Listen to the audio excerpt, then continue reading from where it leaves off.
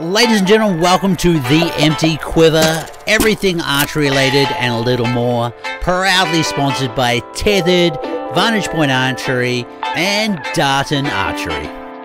Hey everyone, we've got an awesome podcast today.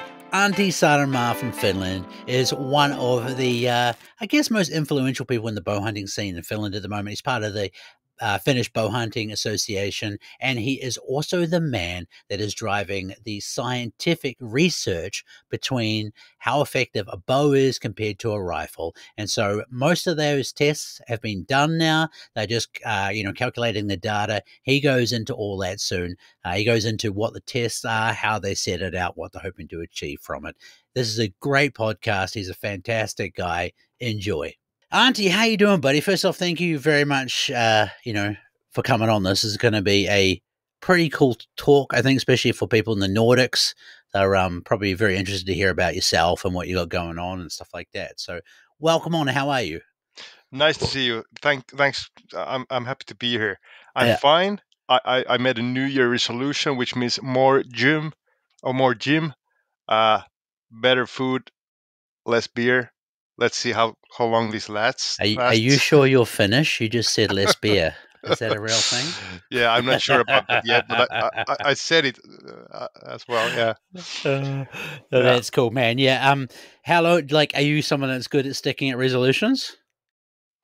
Am I good in sticking with them? Yeah. Like, have you stuck to previous New Year's resolutions? I haven't made them before. Ah, this is like okay. first time. Yeah, I've always been laughing to people to make these New Year resolutions. Yeah, but I've never tried myself. Okay. But if I decide to do something, I tend to grip with it pretty well. But we'll see how it goes. Yeah. Now I'm actually getting my teeth fixed at the moment, so I can't eat as much as I usually can, and just through that, I've lost about 3 or 4 kgs now. So it's kind of good. I'm trying to stick to it, but same as you, just not eating sugar really is a big thing at the moment. Just trying to do that.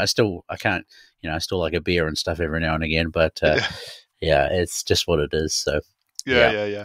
It's the age. We're not getting younger anymore. Things just don't fall off the same anymore. Yeah. So tell the listeners who you are, the positions you hold within the bow hunting world as well, like that, so they kind of understand the gravity of the man himself, I suppose. Okay.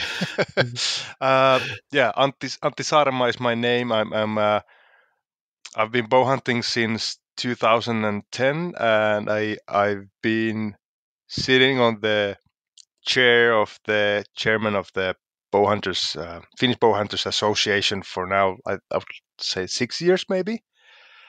And I also write articles in the Finnish hunting magazines, and I actually work in the Finnish Game Foundation to develop fundraising for wildlife, fundraising for what was it called?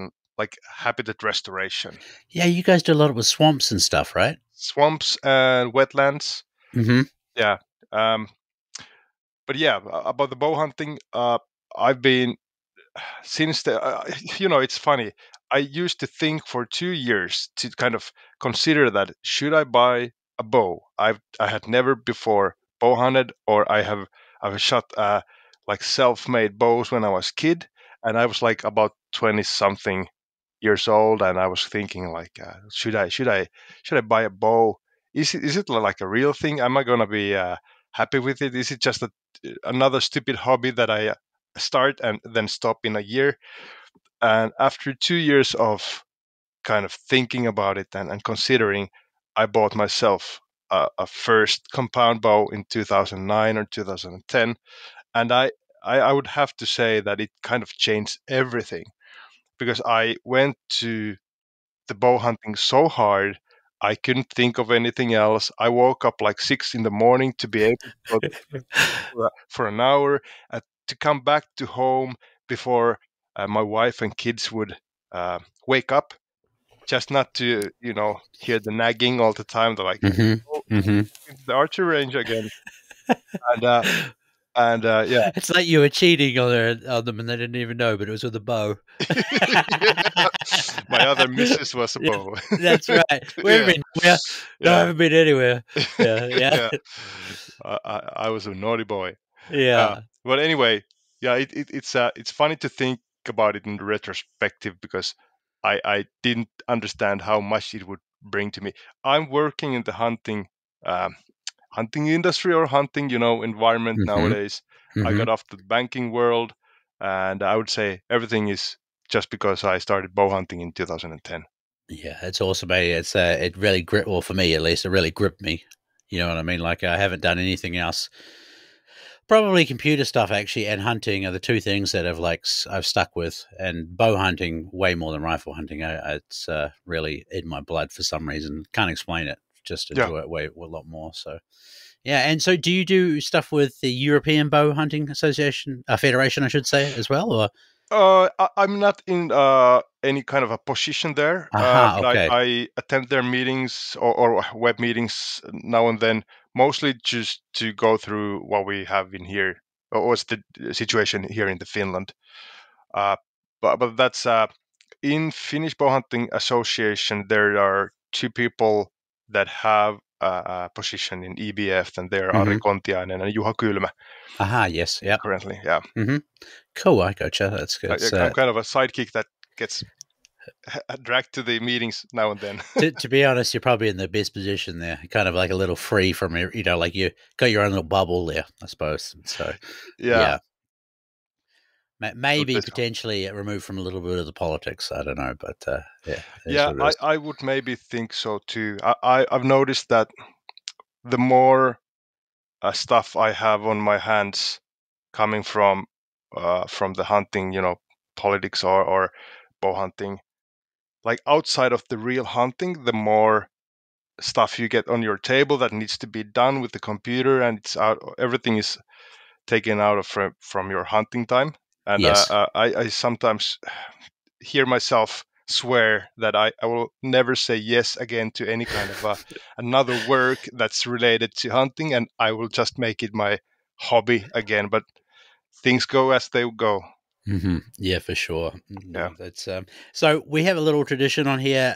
Tell us about your current bow setup, right down to the broadhead. So arrow broadhead and your logic behind it as well. I think that's most important. Like your setup is important to you, and you know why you yeah, set it up like that. So tell yeah, us a little bit about it. yeah. That's a nice question. I've had many different bows. Nowadays, I'm hunting with, and I only have one bow that I use for hunting or practice. It's a Prime Nexus 3. It's a few years old bow, uh, about 68 pounds. I have a 29 and a half draw length, and I use 450 grain arrows. Um, Pretty simple setup after all. I prefer to use either Schwacker broadheads Mm-hmm. or QAD Exodus Nice. Yep. broadheads. Mm-hmm. These two are my favorites.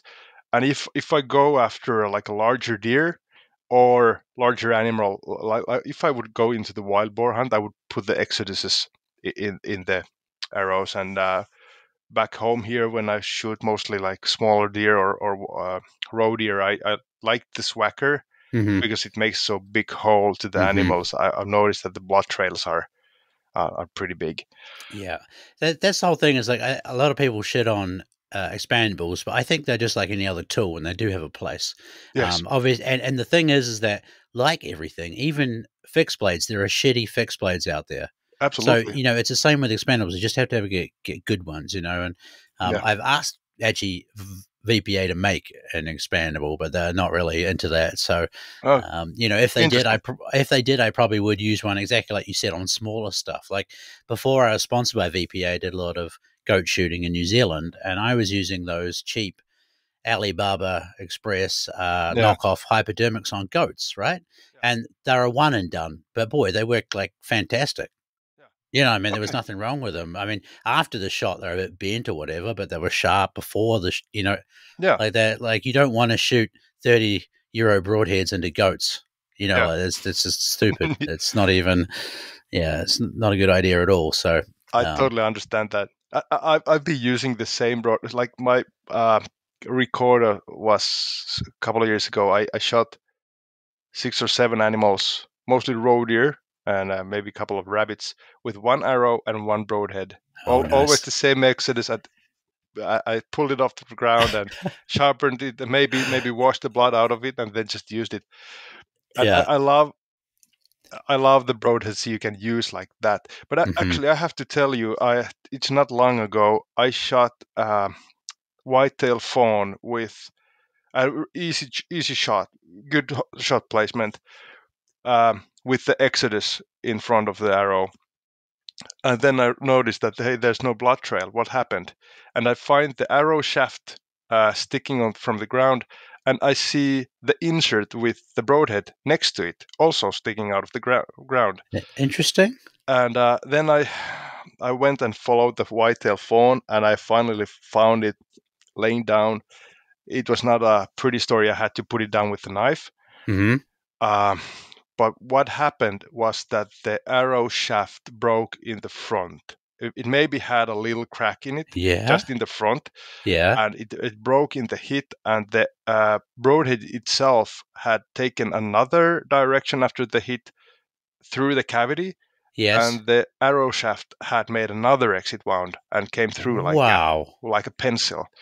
I've never heard of that. Me neither before. I would never ever had like imagined. After I shot, I heard the sound, I saw the movement, what the deer did. Yes. I thought it's going to be down in 30 meters. Yes.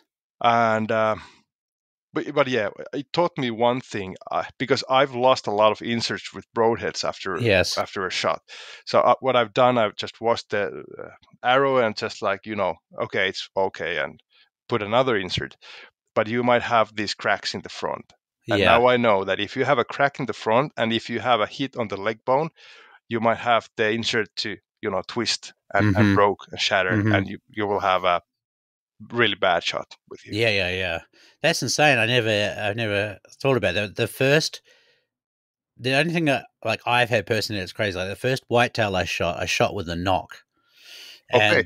and you can see on the footage the arrows coming in not too bad, and it hits this little dry piece of bush and just flips the arrow over, and it sticks into the deer with the back end of the arrow. Oh, We never yeah. found that. We never found the deer. Obviously, it didn't get much penetration, but the whole back end, obviously, the arrow was shattered and full of blood, and yeah, we never found the I deer. thought that the knock was kind of a nickname for another broadhead, but it was really literally I knock. literally shot it with a lighted dog. Yeah. So, Okay. and at the time, same thing. I thought, oh, that's weird. It was actually quite a good blood, to be honest. But it was like I think it ended up being a leg hit or something. Like just obviously once it hits like that, all your accuracy is gone. But Yeah. yeah, we tracked it for quite a long time, but we never found it. So Interesting. You I'd know, imagine it was just one of those meaty hits. Yeah. I've noticed that I've said to this to many of my friends that you never know how the situation is going to end up when you pull the trigger. You never know, and mostly most of the time, if you do things right, you know how it's going to go. It's going to Hmm. end up well, but you never know what's going to happen. So No. it's always exciting to go, unless I see that the animal drops in the like nearby. But usually I always I'm always excited until I see the arrow and the blood, Yes. and then I'm okay, Yes. this is done. It's the same as me, man. It's like I even said like a couple of times. I don't think it's dead until I see it. Yeah. You know what I mean? Like there's a couple of shots I made, like, oh, that's fantastic, and then you're like, hang on, where's the animal? Yeah. And yeah, it's just I know what you mean. I don't count my chickens before they've Yeah. hatched, basically. So Good. Another thing about just wanted to talk about the prime mm, bow. Why I yes, why I picked it, because I've had many people try shooting with my bow, and it's not the smoothest. How would I say it? It's like a tractor of the mm-hmm, bows, because it mm-hmm, still has these dual cams. yes, So there's a little bit more friction when you pull it.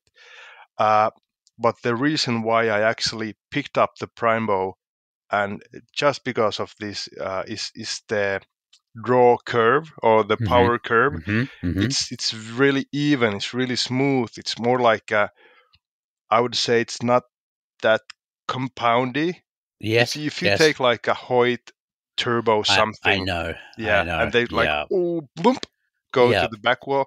This one is Yes. you have to keep it. I think it's like a 80% of let off.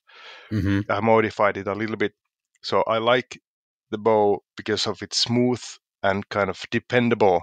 How to say it? If Um, you can predictable draw, yeah. Hmm. so it's Yeah. easy to let down also quietly.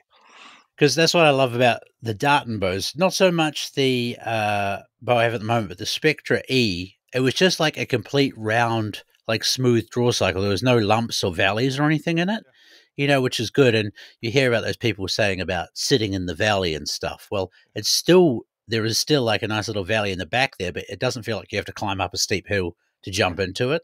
Yeah, And I really, really enjoy that. The new bow my brain is prelude, sorry, is the speed bow, so it's still smooth, but not quite as smooth as that Spectra for it. But that's like one of the most important things for shooting a bow for me is that draw cycle. I want a yeah, nice, like easy, smooth draw. So yeah. um, And yeah, actually, I've noticed that I shoot better if I have enough resistance in the back wall. Like I have mm-hmm, to keep my muscles mm-hmm, working to keep it drawn. yes, Yeah, yeah, yeah. I actually have a tendency sometimes the other way because I relax into the shot. And so sometimes, especially with a new bow, I get too relaxed and it'll creep forward on me. yeah, But I just have to be like relaxed and kind of zoned just to pull through that shot nicely. yeah, So that's how I shoot. But especially with a new bow, sometimes it'll catch me out for the first few pulls of the draw cycle's a bit different or something like that. So I'm still always pulling back through, but I'm not, having to have that you crazy don't have to. tension in it. Yeah. Yeah, Have you exactly. ever So. have you ever shot the tension releases? No, I only shoot the finger Yeah, release just because of all the rifle stuff I've done. It's what makes the most sense for my brain. yeah. Maybe I should just try one just to see what they're about. But I'm also like a big believer that I think people jump around too much with stuff in archery. Mm-hmm. Like you know what I mean? Like just trying to find that magic bullet where if they're stuck with something, like Yeah, even for a week or 2 weeks, instead of it doesn't feel good for that day or yeah, two shooting days, it's going to take you time to get used to it. So I know that trigger well, and I don't think about anything with it. So in my head, I'm like, well, it'd be nice to change, but why do I need to? Like, yeah. I you know what totally I mean? agree with you. Yeah. Yeah, Yeah. I hate changing from a bow to another. I've Yes. used the same release for 7 or 8 years maybe, Mm-hmm. and I bought it used from my friend, Yeah. and Same one. you can see it has a lot of uh, years behind. It's really it's I wouldn't take it to my kitchen table. It's pretty filthy, but I know it, and yeah, Yeah. the trust builds with years. Exactly. Yeah, Exactly. So yeah, I mean, I'm even at the point now where like like maybe the strap has stretched a little, and I'm thinking about just pulling it in just a little bit, but in my head at the same time, I'm like, oh, but it'll feel different. And, so I don't know, but we'll see what happens. I But, understand. yeah. Hey, so how's your season gone? Has it been good? It's been a really good season. I've never shot this many whitetails in a year with a bow. I think we're going at the number maybe 11 or something. Dude, that is amazing. Yeah, that's pretty much. Yeah. I usually shoot a lot of roe deers with the Yes. bow. I would say Hmm. the normal is like 4 to 5 roe deers with a bow per year, Yeah. and maybe some occasional whitetail. But now I've been able to go to a place with a lot of whitetails, a few times this year, and I like every time I went, I've been as a guest there. Every Hmm. time I Hmm. went there, I've been able to shoot like 2 to 3 whitetails per trip Man, that is in insane. Finnish That is awesome. archipelago. Yeah, Yeah. it's been amazing. Is that on Uh, that island that you go to sometimes with the mouflon stuff, or is it a different place? that's not the same one. No, no, Okay, that's okay. this one is a little bit more north. It's a long story. I can tell it at some other. Yeah, it doesn't matter. I Yeah, was just more curious because I'm really fascinated in Finland about the density of whitetail, yeah, like within Finland. You know what I mean? So, like, I was just trying to work out tell me your spot. I just want to know the area. You know what I mean? So, yeah. It's yeah. near Turku anyway. And Okay. the funny thing here is that I would say there hasn't been a lot of hunting in the island. Uh, uh, I don't know how big is it, like 500, 600 hectares. I'm not sure. But I would say the density of animals is closer to 200 animals per 1,000 hectares, even more Wow. maybe.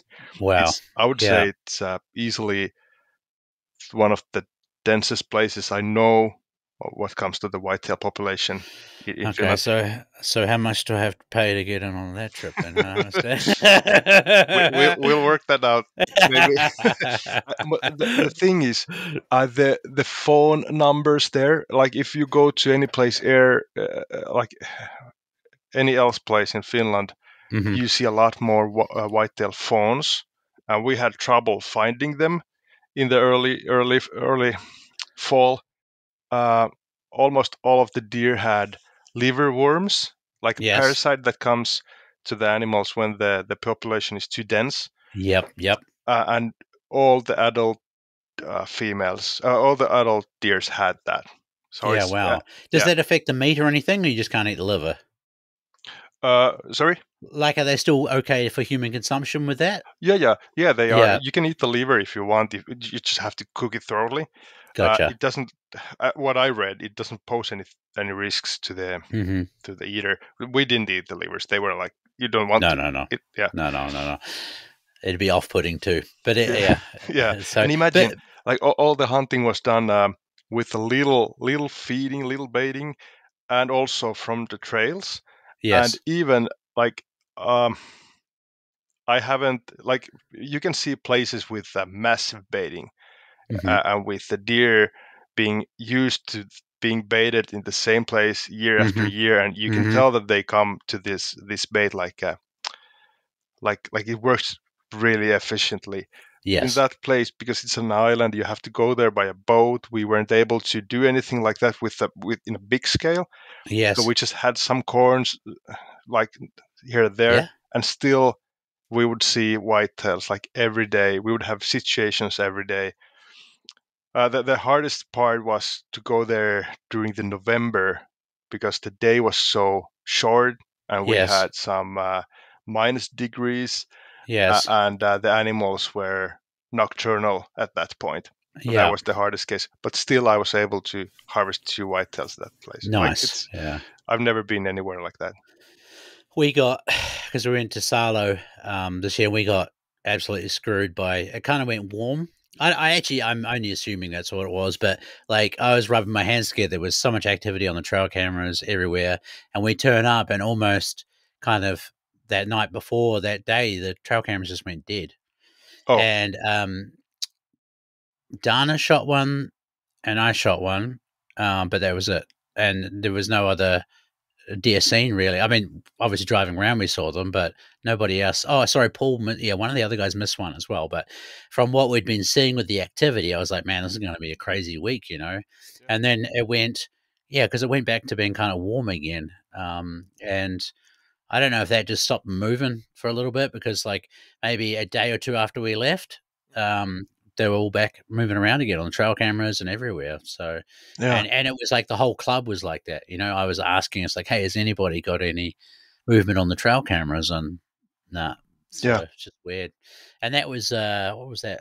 I can't remember. Maybe about the 8th of November, something like yeah. that. So, It's funny. I've noticed that the whitetails are they do easy. It's like more often the whitetails might just not move anywhere.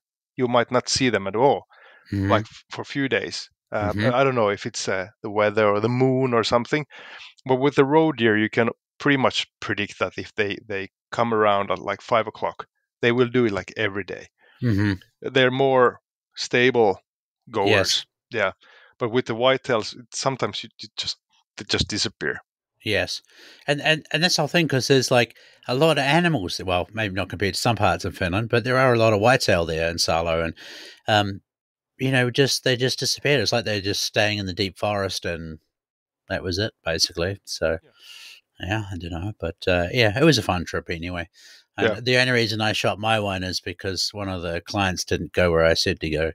If he's Okay. listening, if he's listening, he's still kicking himself about it probably. But yeah, I always go to the spots. I said, you should go here, you'll shoot something. No. I think I can't remember what it was. It wasn't.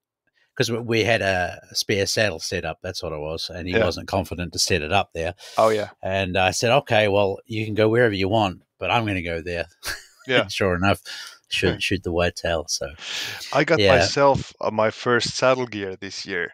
did you? Yeah, I've been in the saddle Awesome. for, I would say, maybe 6 times. I didn't shoot anything using the saddle. I don't remember. No, I didn't. Yeah. Yeah, but I'm impressed. Like, you can go pretty easily, and Yes. it gives you a lot of movement, like freedom. Mm-hmm. I Mm-hmm. like it. The only thing I would love to develop better is that when I put on the saddle, it has so much like stuff going on. I would like to simplify it as What much as. brand? What did you get? What saddle? What I got it from my friend Ari. I think it's a tethered. Could it tethered? be? Yeah, yeah, yeah, yeah, yeah, yeah, Yeah, yeah, yeah. I'm not sure. I But have but to check. Yeah. Anyway. Yeah. yeah, the other thing about it too is like I find a lot of successful saddle hunting is just accumulation of small different changes. Yeah. You do, and I'm guessing you're finding, if I read that right, is like putting it on is a bit confusing. Is that right, or you want less on the saddle? What was it like? I would say the when I get up to the tree, it's Yeah. perfect. Yes, I like it, but yes, getting to the place, I have two sticks with aiders I built, yes. Mm-hmm, mm-hmm. um, and it's still okay. But like maybe the saddle setup is too heavy, and it's kind of hard to keep the saddle on when you're not Ah, still attached to the tree. I gotcha. Just So little details, maybe tighten up some straps and something. yeah, Yeah. but the other thing you can do is you can buy suspenders for them. So if you're walking in, like I always put mine on at the car or whatever and walk in with them, Okay. and you can buy one called the Lockdown that has it built in now. It's not a nice, yeah, like show like it's a proper one, but you can Yeah. also buy suspenders for them as well, Yeah. and that kind of holds them in the right spot for you while you're That doing your sounds thing. yeah, So that sounds sensible. That's what yeah, I need actually. Yeah, that's the whole thing. Yeah. yeah. So And no, that's cool. yeah, and I was impressed how well you can get and how high you can go. Like uh I'm pretty tall, so I can put the stairs or the steps pretty high, and Hmm. wherever I can reach, if I can still just do a little pull up and fit my shoe into the aider, I'm good to go. And you got two um steps with the aiders and the platform, and I would say I'm over 6 meters Yeah, high from the ground, yeah, and that's yeah. that's impressive. Yeah. Yeah, yeah. And I mean, like this whole thing is it's pretty quick. And I always say people say, "Oh, it's pretty hard though, isn't it?" I said, "I think if you can climb a ladder, you can probably saddle hunt." Like that's how I Absolutely. think. And you can make it as hard or complicated as you want to. Yeah. Like I have 4 sticks. I am probably going to get into the eighters, I think, just because it's less weight basically for me traveling around all the time. But I'll set the bottom step up on the next one just above my knee, Okay. so like I'm not because I also think coming down it's a bit safer for me because I'll often come down in the dark, you know what I mean, and so I don't put a light on, and if I know mentally where the steps are, it helps a lot more Yeah. coming down as well. So, um, but yeah, and I just love the comfort of it now. Like I've sat in a couple of tree stands recently, and I just can't do it anymore. Mm. My ass falls to sleep, and I get agitated legs and stuff. Where the saddle was actually really comfortable. Like I don't know how long you've sat in them yet, but I've done a couple of 10 and 12 hour sits, Oh, and that's there's long. just yeah, there's just no issues with it, you Yeah. know. And Dana from Hunters for New, he uses them a lot too, and he always says, if the older guys can do it, then it's no Yeah. worries. His Yeah. words, not mine. All right, Yeah. so yeah, Yeah. Yeah. so yeah. I haven't got uncomfortable with the saddle. The only thing I've started to freeze, but Hmm. I haven't had the moment. I haven't felt that it's too uncomfortable to be longer there. I've like 4 or 5 hours. It's what I've Yes, done. Yeah. yeah, yeah. Well, I mean, like in Finland in November, that's about all you get anyway, really, right? It's Yeah. Yeah. starts to get pretty dark, so yeah. That's true. Now that's cool, man. And did you shoot any nice bucks this year? Not with the bow. One with the rifle, which wasn't as big as I thought it would be. Mm-hmm. uh, but nothing like really impressive. There's been some super nice ones shot in Finland this year. Yeah. Like on that Facebook page there's some really nice bucks being shot this year. There have, yeah, and there are some guys I know that every year go What's his after big bucks. Like Teemu What's his name? Simenius has Yeah. shot a really really nice buck this year, and I Yes. think he shot another one last year, which was also like really impressive. Have you heard about this buck? How he rattled it in Yes. with the This guy's wire a and rattles? legend. Yes, yeah, I talked to him at Riamaki, yeah, and that guy is like a badass hunter, man. Like I've talked to him, absolutely, he's been to New Zealand yeah, and everything like that, and he's just one of those people that is more connected to, I don't know, more in tune with hunting. After you yeah, just talk to him a little bit about it, and he really understands. Like he went to New Zealand by himself, yeah, shot a red yeah. stag.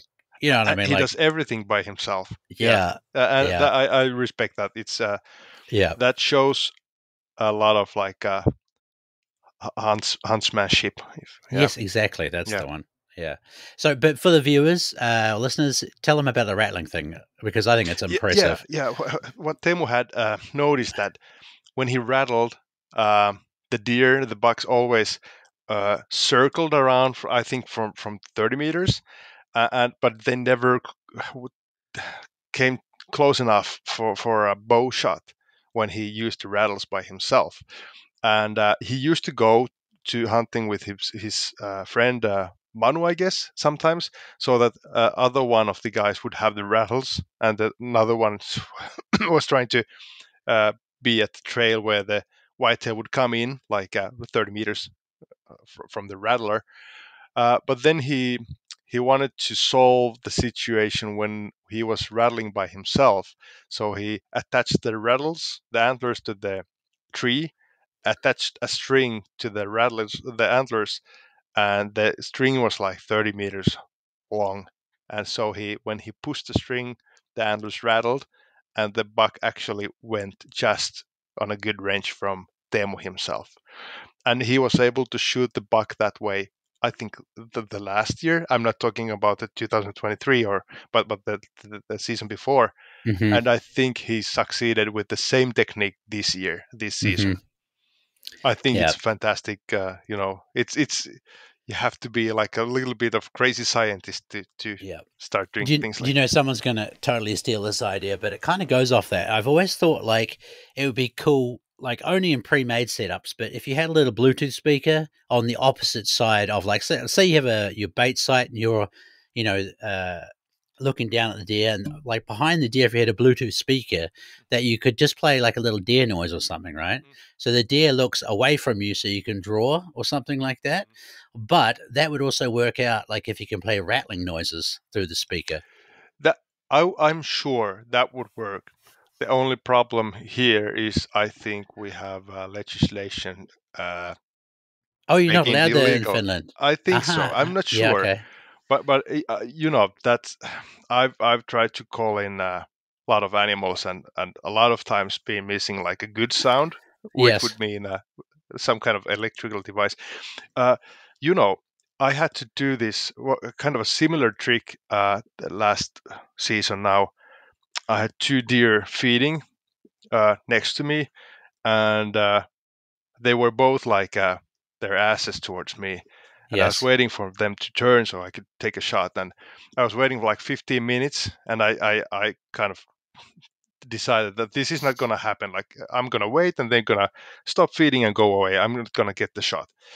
So I had to take a little twig out of a spruce tree I was Mm-hmm. sitting in, Mm-hmm. and I tossed the twig like 5 meters to that way, and they both bolted away like 5 meters and just turned their Perfectly for you. like a broadside to me, and I was able to take the shot.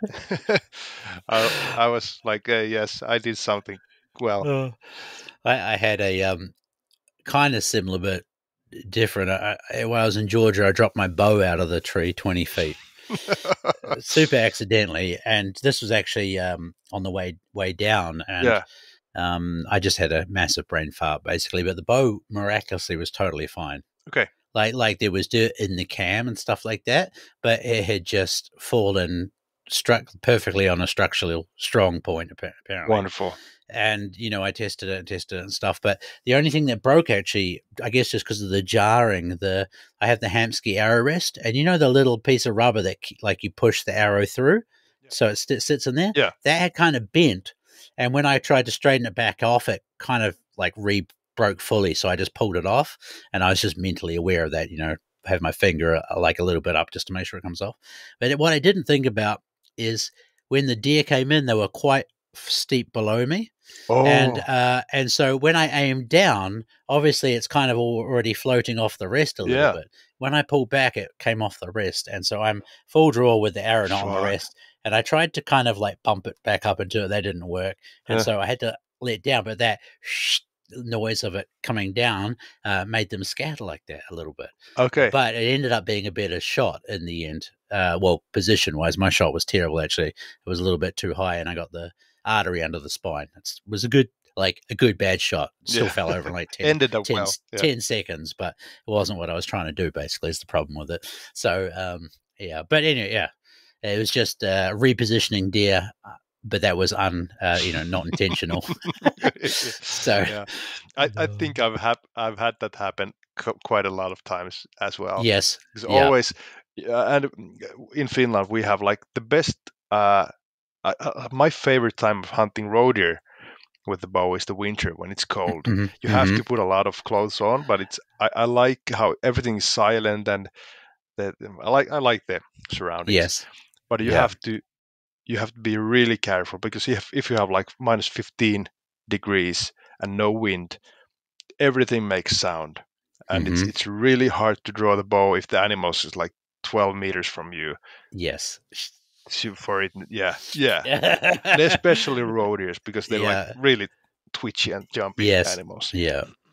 Yeah. No, that's interesting. Hey, I just want to double back a little bit. Like, what is your take on? And obviously, feel free to maintain a slightly political stance on this question, but the whitetail management in Finland, Yeah. like how they do it with shooting fawns and all that other stuff, like without preloading anything. What is your take on that? Um, well, let's start with how I think about the whitetails because I I I love having a lot of game in the forests. I would love to have same kind of population densities that we have in Central Europe or in some part of Sweden and so on. I would love to have like I would love every place to have whitetails, a lot of whitetails, a lot of roe Hmm. deers. I would love to have the mufflons all around the archipelago and fallow deers and wild boars. I'm a hunter. I'm not a farmer. Hmm. I'm not a producer who produces any kind of crops or anything. And I think that's what also this is kind of a foundation of how I think about the whitetail management. Hmm. Uh, I'm not an expert on how the population management should be done, but that I know that in places like in North America, the whole thing changed like 50 years ago when Hmm. they had as the same kind of situation that we have right now, that everybody's worried about the whitetail population going to like large, and they started to do a lot of um, doe management. They started to Hmm. shoot does. They Hmm. don't have protection for the fawns. They don't shoot fawns. They only shoot the productive animals, the does. Correct. Yeah, Yes. and now in this case, now what we're doing in Finland, we're shooting a lot of fawns. We're A using a lot. lot of resources to shoot the fawns that Hmm. don't yet reproduce. And then because we have the protection from for the does that have the fawns, we're not able to harvest the productive animals that should be harvested if we want to have like accurate, like effective Hmm. management. Hmm. But just stop for a second. I thought that protection had been lifted now. It It was is, only yeah, down to your yeah, morals. yeah. Yeah. It's not a crime to shoot a doe Yes. that has a fawn. It's still not, you know, nobody Yeah. does it here still. Yeah, Yes. and Yeah. I, I I mean, don't, like, yeah, sorry, like I just think I just think it's an education thing, really. Like, because first off, you've highlighted that there's a cultural thing there where it's been illegal. So anything that is illegal, people judge as bad to start with, right? So somehow you have to break that mentality. Yeah. But the truth is like, I would never shoot a doe while the fawn's still in spots or anything like that. But coming into November, absolutely no problems at all. Like, that's already been eating grass probably at least 2 months or something like that. I'm just totally pulling those numbers out of my ass. But like even in spring, you can see them eating. Sorry, not spring. I'm talking about September. You can see them eating grass with their mums in the field. You know what I mean? So it's at least 2 months. And so, sure, yeah, they're going to be a little bit better. But the other thing in Finland, you have some lynx, but there's not really too much other things that are going to mess with the fawns, I don't think. Maybe some wolves if you're got a few wolves there. So and especially there's so many bait piles around and stuff that They're I not think going to starve here. that exactly. Yeah. Yeah. So Yeah. it's yeah, that's my whole thing too. And I just find it weird, like I hated shooting baby goats and all that other stuff. I just think it's the saddest thing ever, and I don't understand why deer are treated any differently. You know what I mean? And Mhm. and and exactly like you're saying, population wise, like it does absolutely nothing shooting fawns, really. Nothing. Yeah. And you get less meat from them, and yeah, it's just Yeah. you know. And if you want to make an impact, you have to Hmm. shoot the productive animals. Uh, Exactly. yeah, I understand kind of the humane way or the humane side of this, how people think of uh, mothers being shot from front of their babies and Yes, everything this, but it's humane way of thinking, it is. It and doesn't it work has like that in nothing to do nature. with nature, nothing. No, no. And as you said, in the United States, I've read a lot of conversations about this.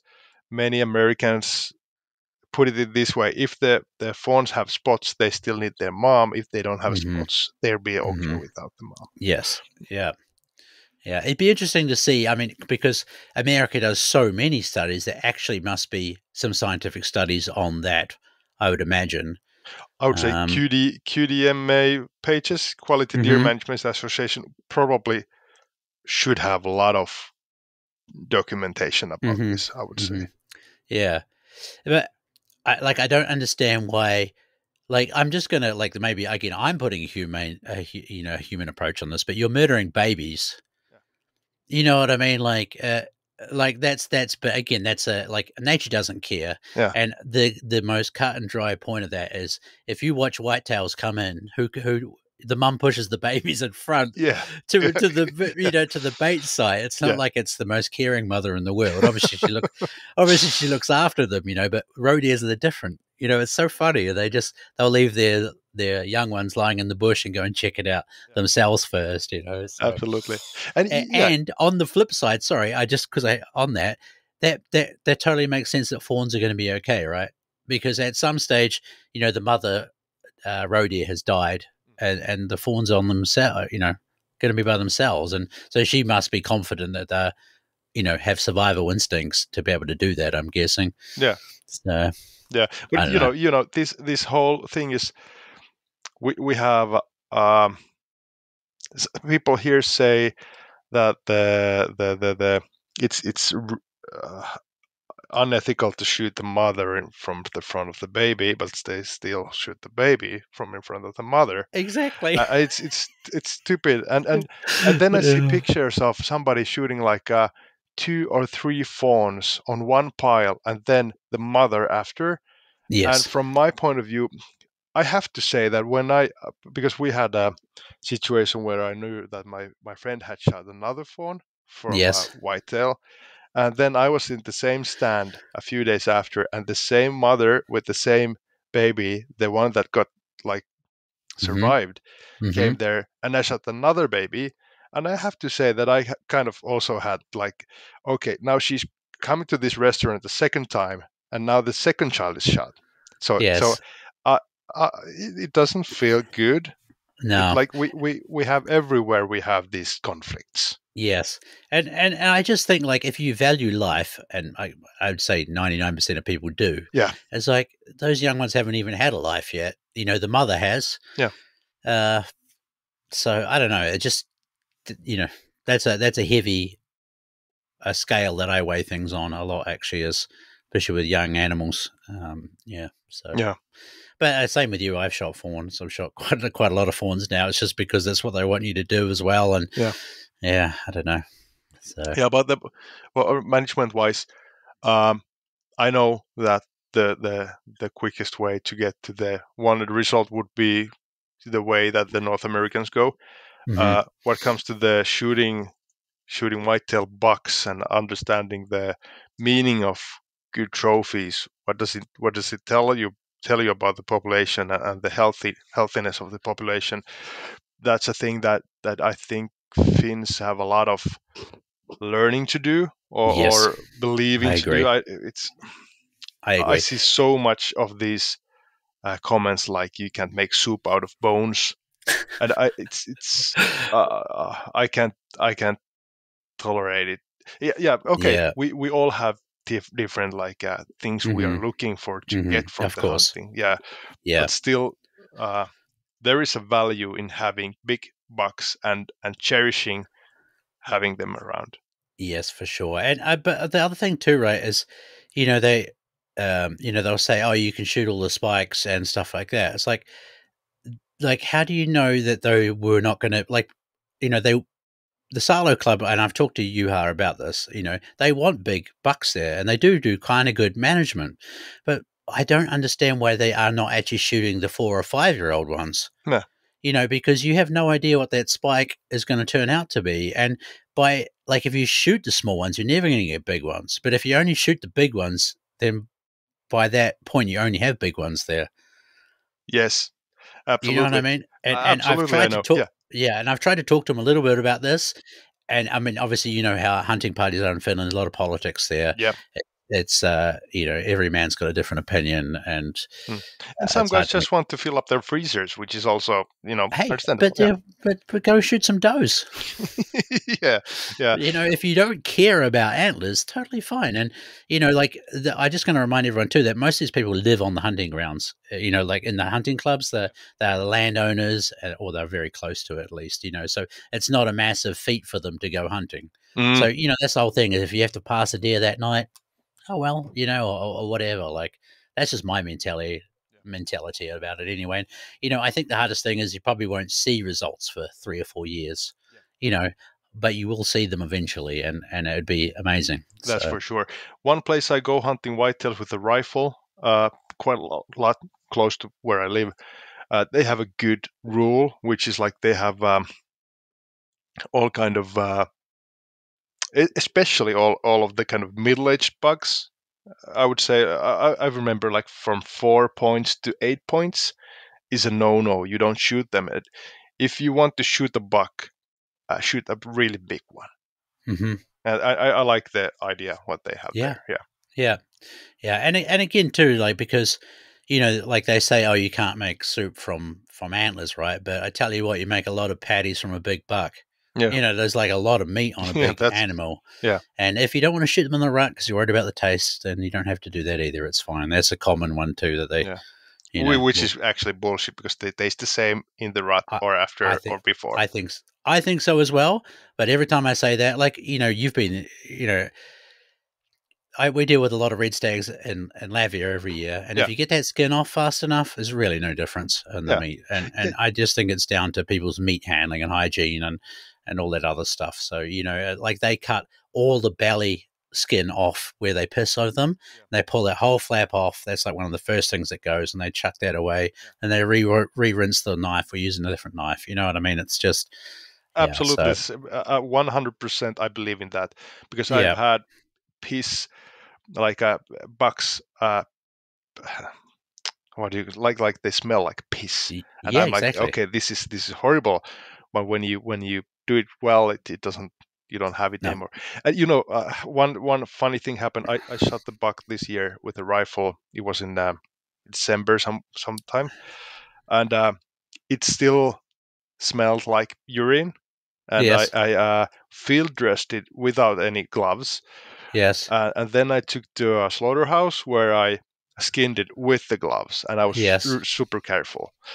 Uh, but after I had field dressed it, I didn't have any water, so I just had to, use snow to take Mm-hmm. most of the blood out of my hands.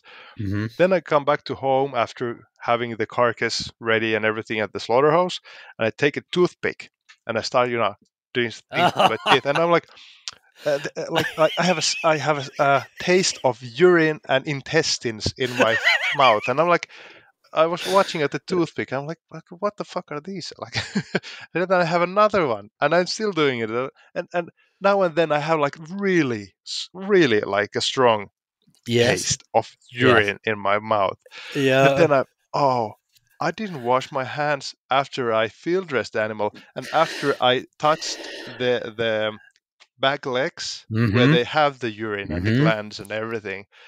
And I understand that if you don't like after this, I've never had a really good education of how the urine smell goes to the flesh, but now I understand. Like if Yes. like hours after, even if I use the snow or anything, I kind of washed my hands with the snow. Exactly. It's not Yeah. enough. So you don't want Exactly. to touch the meat after you And touch the and glands. get And the deer off the ground too. Like that's a big one too. Like to work it properly, it needs to be hanging yeah, because otherwise you're just wiping stuff everywhere, basically. So yes, that's it doesn't work very good. But yeah. no, that's cool. Hey, so um, tell us a little bit about the history of bow hunting in Finland. Like, was it always legal there? Like, how did you get to? Because uh, deer have been legal for 5 years now. Is it? From 2017, it's gonna be 7 years this year. Wow. Okay, there we Am go. I Yeah. calculating right? I think that's right. Yeah. Yeah. Yeah. Yeah. It's a funny thing. We didn't have bow hunting mentioned in the legislation before year 1993. Mm-hmm. Before that, what I've been told is that it was done, and the bow hunters in Finland had a meeting or talked with somebody from the ministry to check if this is okay. Can we do it? It's not legal. It's not illegal. It's not prohibited, but Mm-hmm. it's not either mentioned in anywhere. And they were told to go ahead, hunt with the bows, just don't shoot any moose with the bows, okay? And this is a rumor I've heard from a Yeah. good sources. Yeah. Yeah. In 1993, bow hunting was officially legal by the hunting law, but at that time it was only allowed to shoot like small game. Even the Mm-hmm. beavers were out of the game, out of the Okay. list. And it took like 7 years, 8 years, 2001. The roe deer and beaver were introduced to bow hunting, and then it took 16 years. 2016 or 2017, whitetail was allowed for bow hunting. So it's been Mm-hmm. allowed here in a way or another, like always, but now it's been like a more advanced. Mm-hmm. And so, like, were there steps to get it? Like they keep taking it up a notch. Like, how did they gauge that? Do you know? Like, what was the influencing this? What made them influence the decision to?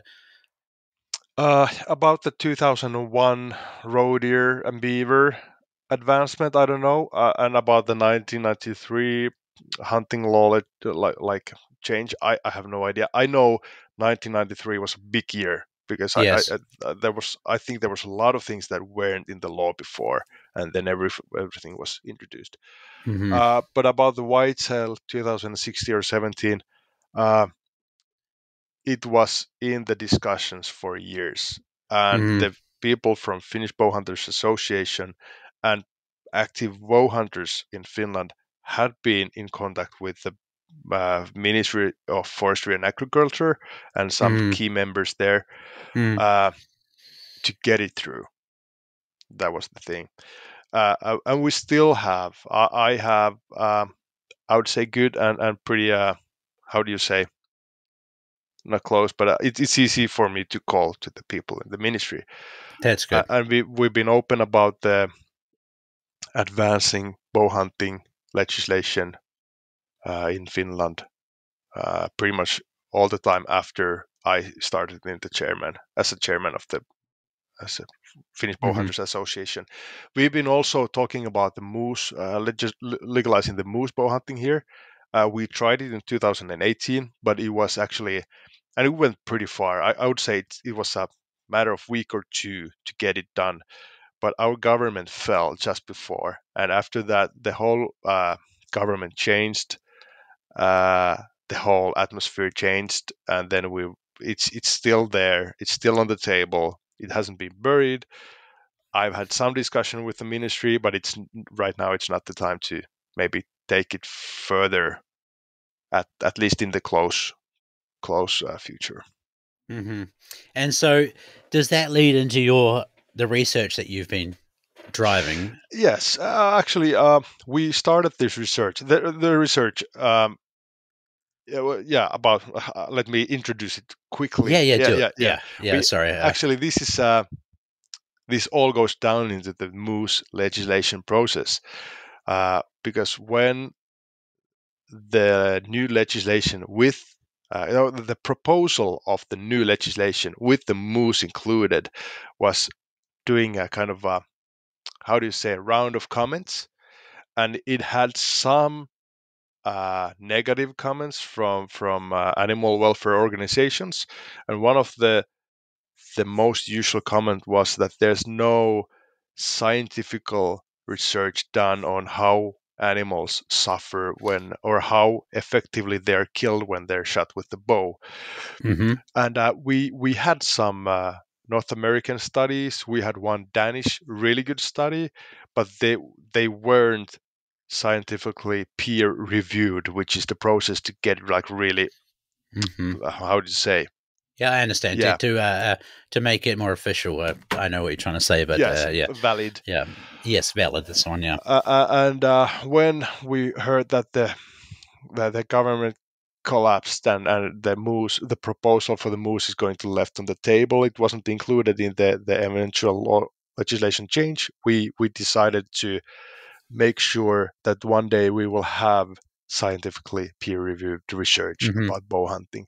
So we started a research where data was collected from 100 bow hunted deer and 100 rifle hunted deer, and we were collecting all the data we could from the situation.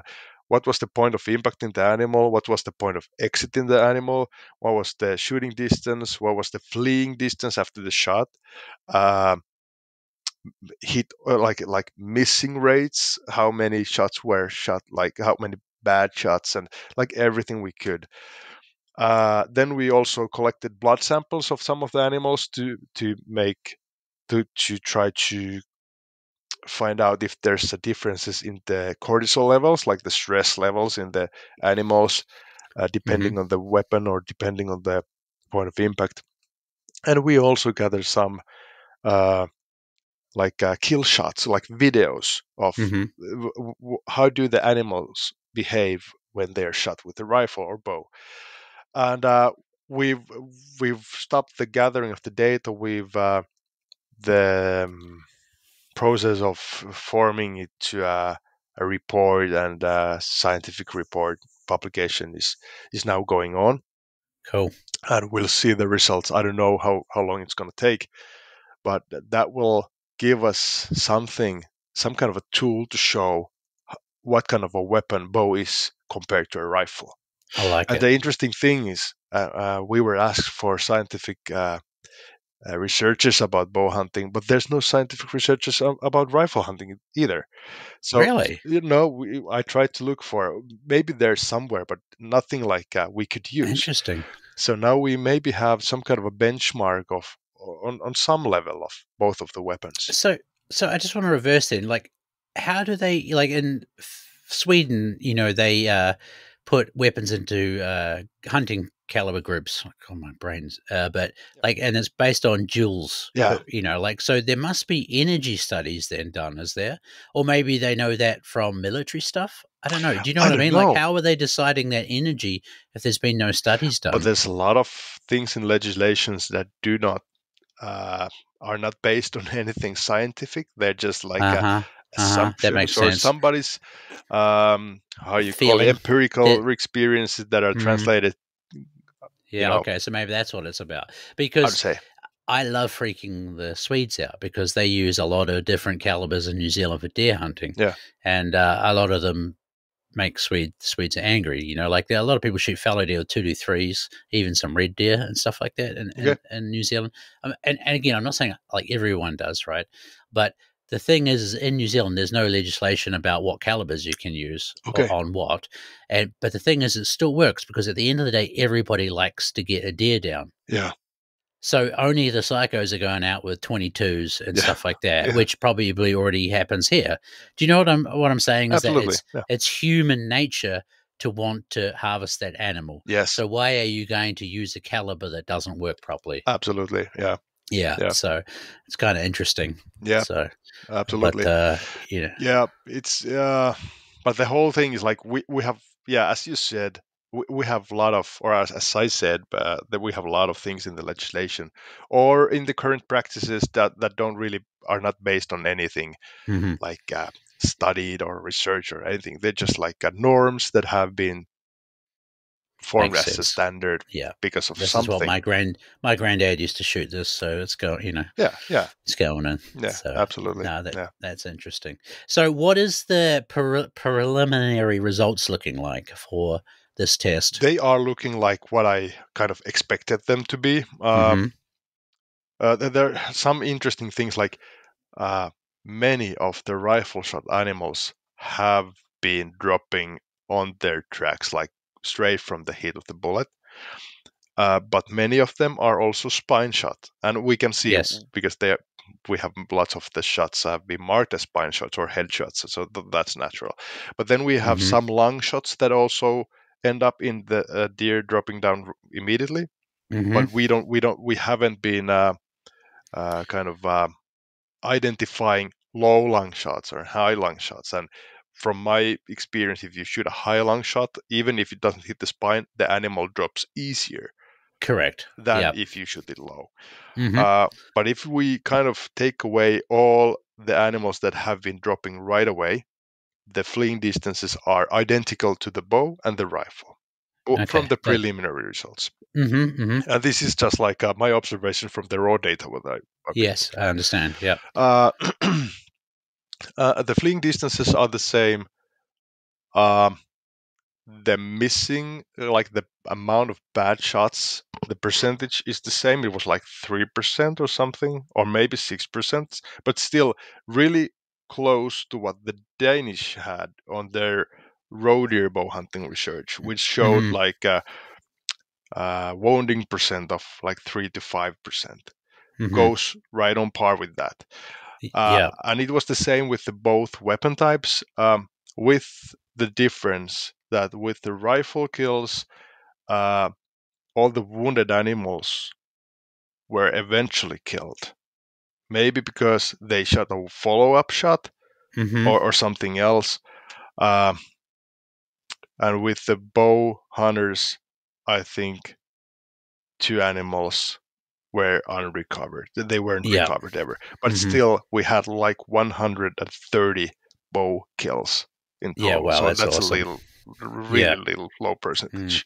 And I was just talking to Pierre about this last week. Is that like I think a lot of people don't understand that a bullet and an arrow kill differently, right? So uh, I have a great video of double lunging a whitetail buck, Yeah. and it went about 240 meters roughly in like 30 seconds. Okay, but you can hear it fall over, you can hear it crash, and a bullet does a lot of structural damage to an Yes. animal, and where an arrow doesn't. This stuff. I'm just telling it Yeah. for people that are listening. And so an animal is going to look like it hasn't had much happen to it compared to a bullet, but the death time is basically the same. Yes. 30 seconds is a very quick uh, death still, and anyone that shot enough rifles know that they don't drop instantly on the ground. Yeah. And so it's just kind of important for people to realize that an arrow, and you can hit it in the leg, break the leg, but it's not going to do that same structural damage that a bullet does. Mm. And usually the side of the bonus of that, sorry, is less meat wastage as well. So Yes. yeah. One other thing, I think there's a study done about this. If I remember right, it was Stokke and Arnamo two Nordic, maybe veterinarians, Okay. that have like a little paper about what kills the animal when it's shot with a bullet. Mm-hmm. And the conclusion was that the bullet is going to do some kind of impact, and the impact might, in some cases, lead to some kind of a paralysis, maybe unconsciousness, or or then it doesn't, depending on the case. But the thing that kills the animal in all the cases is the blood loss, Mm-hmm. the hypovolemic shock or something. Mm-hmm. Mm-hmm. And the same thing is what happens when you shoot it with the arrow. So the both in both cases the animal dies in the blood loss if you shoot it in the Yes. vital area, as you should be shooting. Mm-hmm. Um, and as you said, the bullets make a lot of more damage. The bullet is designed to give out all the kinetic energy to the animal and blow out a hole, Mm-hmm. big cavity. As you said, do a lot of Yes. structural damage, Yes. which means I kind of translated back to the shooting the hunting situations. You can see the difference when you shoot an animal with the rifle.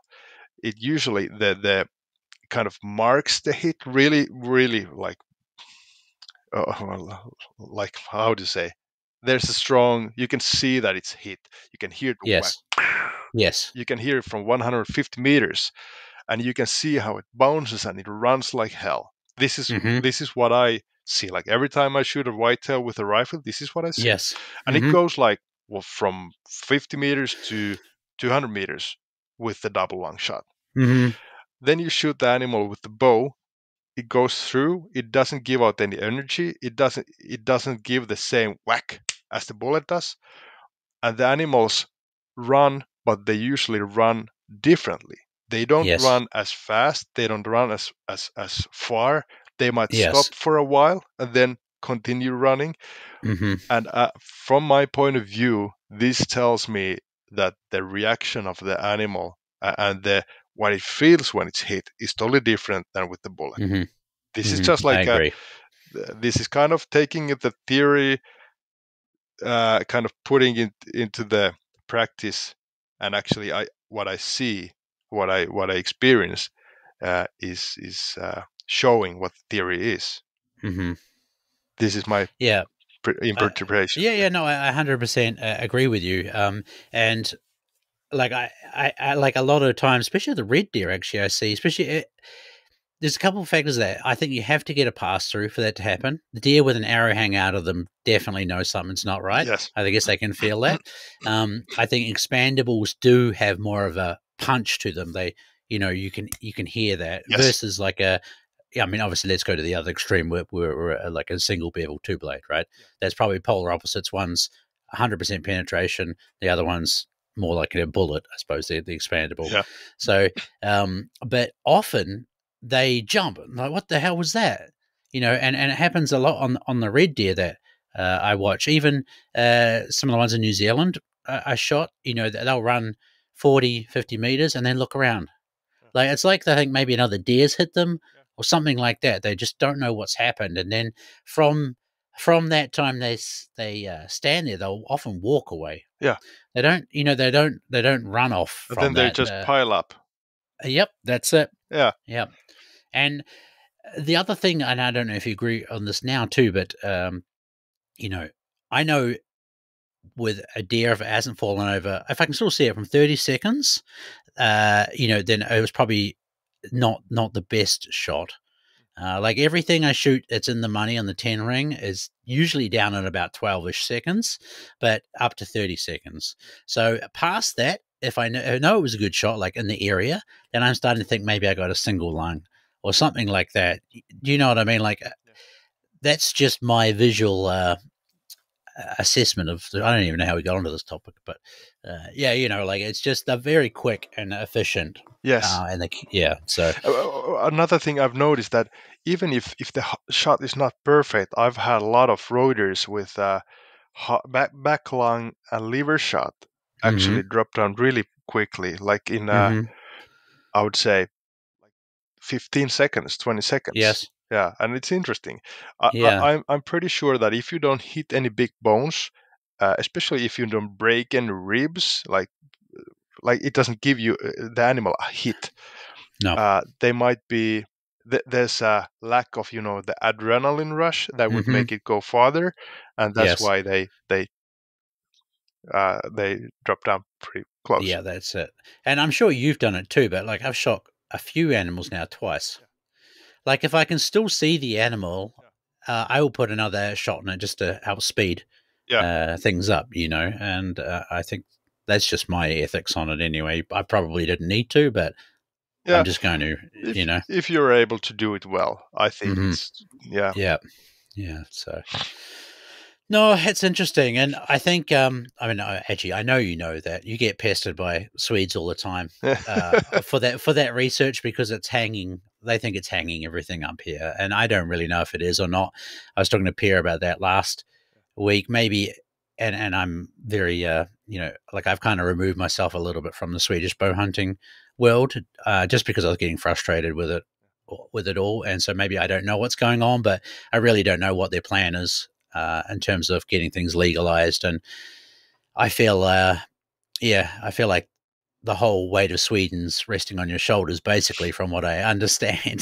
So, yeah, Yeah. no pressure, Yeah. but yeah, but I've heard about this a couple of times, and yes, on a steady pace of like once in a month, maybe. But I understand totally. Uh, I wouldn't say I don't know whose fault is it. Can you say that if it's anybody's fault? Maybe it's the Swedish decision making or something. Uh, but yeah, I understand the value of this research, hmm and having it peer reviewed can be a long way. And yes, researchers take time. It's yeah, and it's better to do it properly too. yeah, yep, Yeah, absolutely, yeah. yeah, You don't want like a big hole in it or something that can get disproved accidentally. You know what I mean? yeah, Like it needs to be airtight. So, yeah, hey, and they've waited what 30 years or something, so they can wait another few. yeah, Yeah, I mean, I basically said in the last podcast that now I just do my own thing. I'm happy. I love Finland. I love bow hunting in Finland. yeah, You know what I mean? I'm not. My life's now not dependent on Sweden at all. yeah, And even though I live here and it's pain to travel, it is. But I've set myself up where it doesn't matter anymore for me. yeah. So It's um, interesting to see when we have the research out. Uh, I'm really yeah. It's interesting to see if the Sweden is going to be is going to well, have the I'm balls to allow bow yes, hunting, and that's all it because is. yeah, that's my impression of how maybe in Sweden the authorities I think they kind of see it as a risk, Yes, and 100%.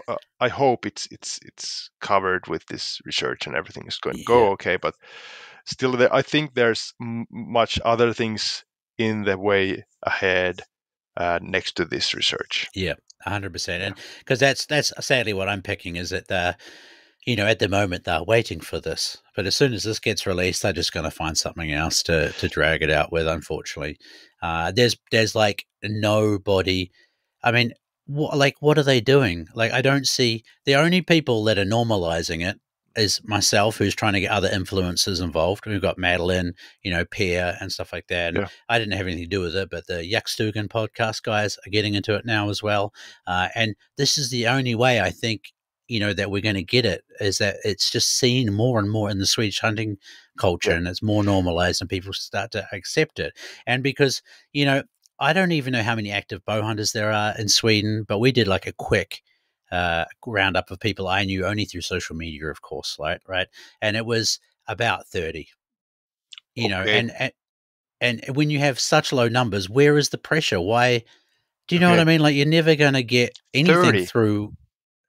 Yeah, there wasn't much at all. Like we were up to like 18 or something. I put a list together, and this guy says, "Oh, well, there's more people you probably don't know." And I said, "That's great. I understand that." He said, "For example, my group's going to South Africa this year, and there's another 5 bow hunters you don't know." And I said, great, that brings us up to like 22 or something at the time. Oh Do you know god, what I mean? Like, and I I understand. keep, and this pisses a lot of Swedes off, but Yeah. there are so many people here that only fucking talk about it. They don't do it, and it drives me insane. I'm fucking looking at all you guys because it really and just drives me nuts, and so many armchair critics, people that shot one deer back in the 90s with a bow, and I always say, like, I used to play tennis in high school. I'm not a fucking tennis player. Yeah.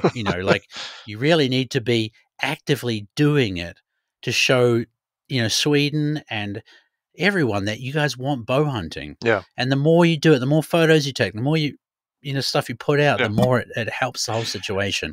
And they're all just sitting on their hands. Yeah. That's all they do. So Hey, don't you have any problem with the urban deer in Sweden? Like deer in yeah, I urban mean, areas? it's got to. I mean, like, there's heaps of roe deer around my house here. Yeah. We live on the back of a little reserve here, Yeah.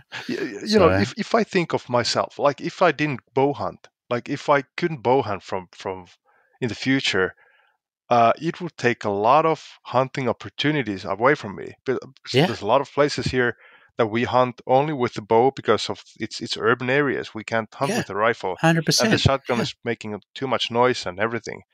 Mm, Uh, it's perfect. it's a perfect tool for controlling urban deer or Yes. let's say wild boar.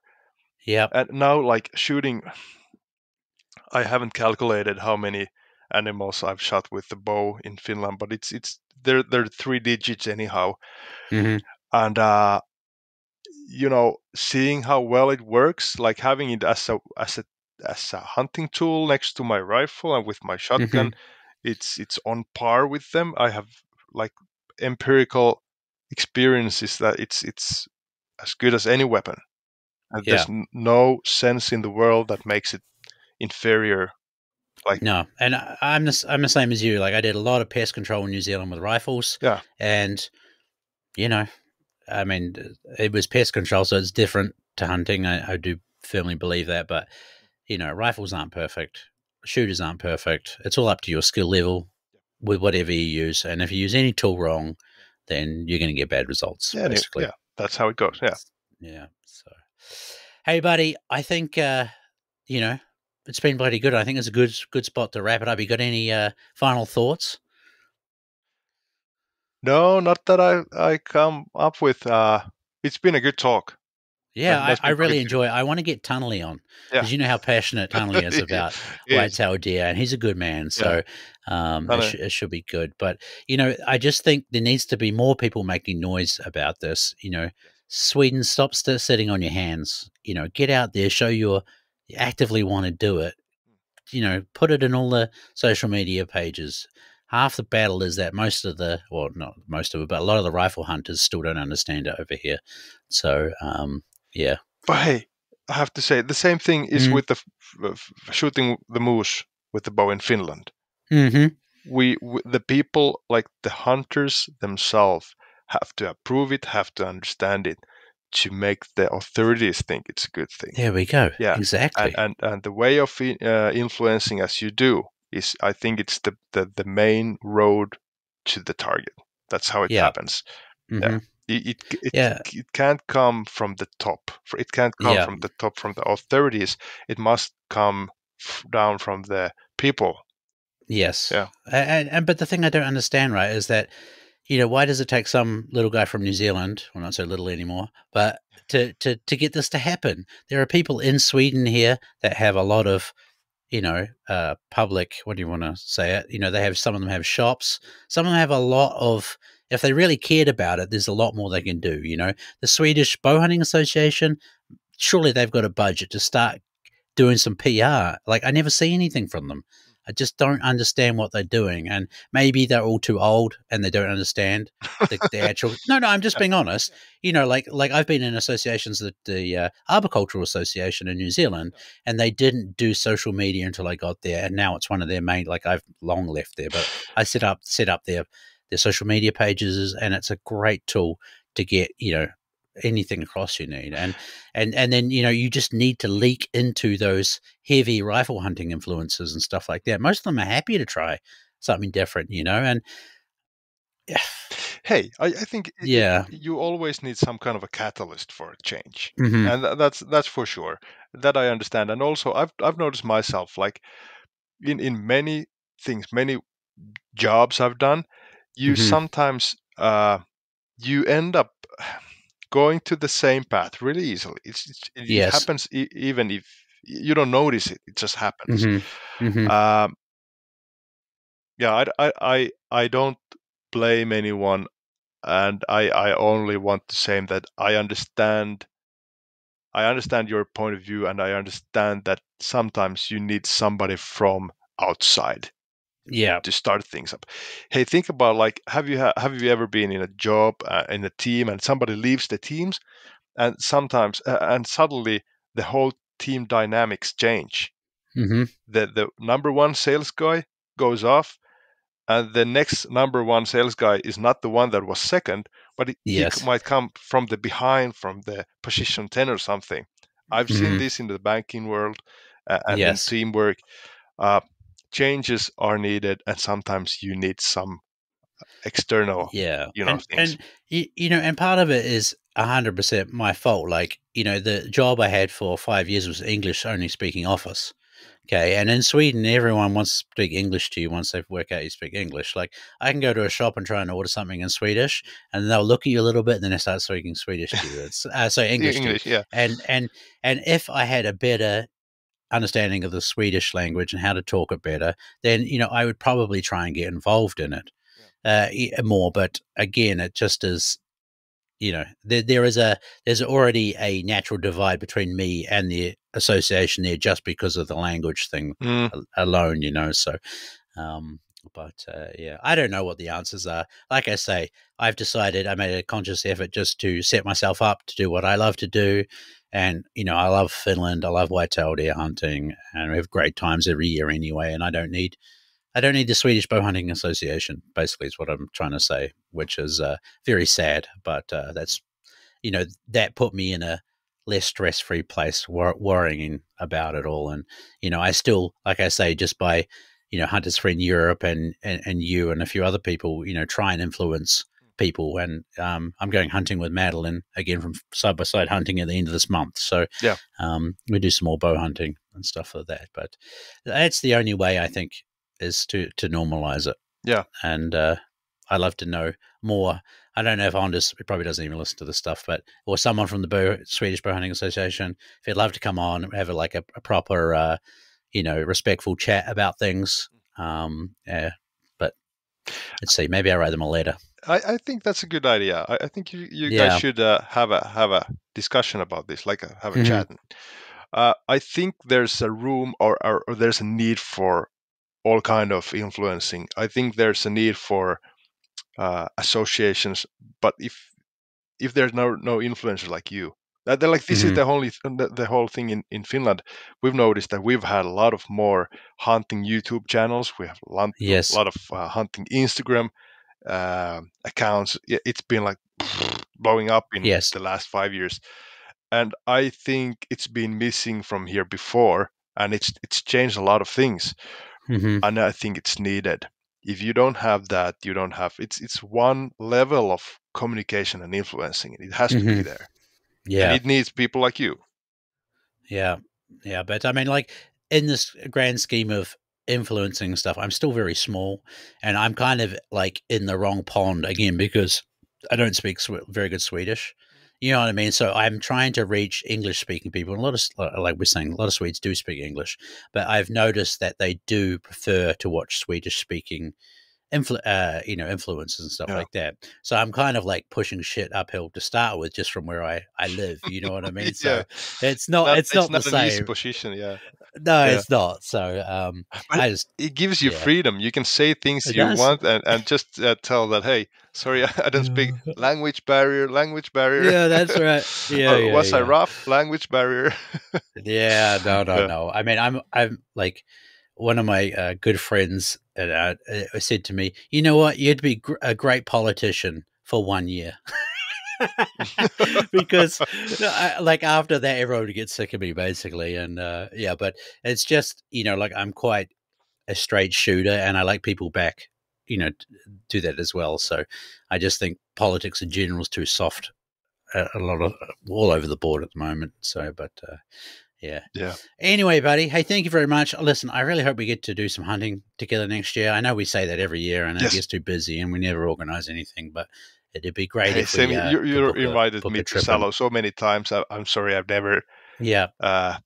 Dude, it's just I've the never way it been is. there. I mean, it's usually because I'm like the week before. Hey, by the way, I'm in Salo next week, and of course, nobody works like that with kids and family and all the other stuff.